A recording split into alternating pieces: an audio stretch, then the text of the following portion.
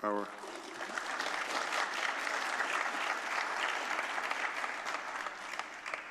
next speaker is Mary Simpson, Town of Port Credit Association.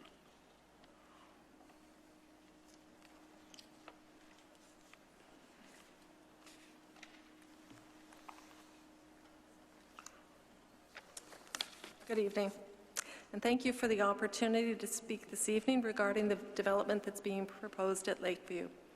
As a residents, my name is Mary Simpson. I'm president of the Town of Port Credit Association, and as a residents association, TOPCA has worked closely over the past few years with development in our own backyard, specifically West Village Partners and the former Imperial Oil lands, which are now known as Brightwater.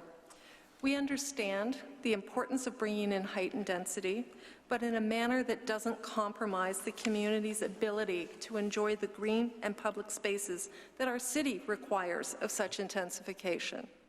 We learned that the Lakeview Ratepayers Association had formed a subcommittee, LCAP, specific to the development of these OPG lands, and that their goal was to ensure the original vision for neighborhood growth outlined in Inspiration Lakeview was not lost in the process. We have attended weekly stakeholder update meetings in Lakeview, and while our process and site issues may differ, there is definitely a common thread, and that is the benefit that comes from community collaboration with the developer. So it's unfortunate that with the selection of a new site architect, Sasaki, that Inspiration Lakeview continues to be in flux with resident fatigue as we see yet another reboot of the density and the design of what is destined to become an integral part of this community's landscape.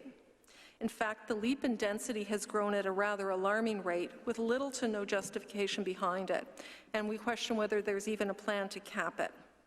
Now, the city mandates green and public spaces be included in new development, yet what is the value if visitors to this site are overshadowed by skyscrapers constructed at the water's edge and at a scale that is better suited to downtown Toronto versus a unique waterfront location?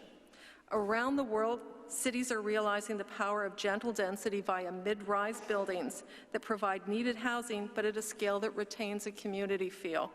So let's respect the original geographic features, such as the existing channel, by using better transition to the urbanized mainland. Let's see height compensated with ground-level amenities, including multimodal transportation. What was learned on the development trip to Sweden last month regarding transportation, and how is it being reflected anywhere in this plan?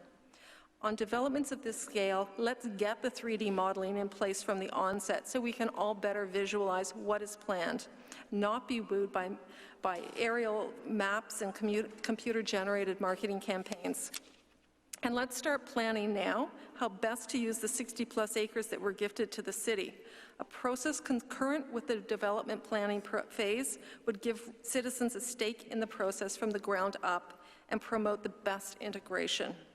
As many have already said, we have a once-in-a-lifetime opportunity to create an environment that not only provides housing, which we all agree is important, but welcomes tourists, supports commerce, and celebrates the amazing body of water that site sits on. This development should be a year-round destination with an air, an actual vibe of its own, not simply a vertical bedroom community that sits outside of Toronto. Thank you.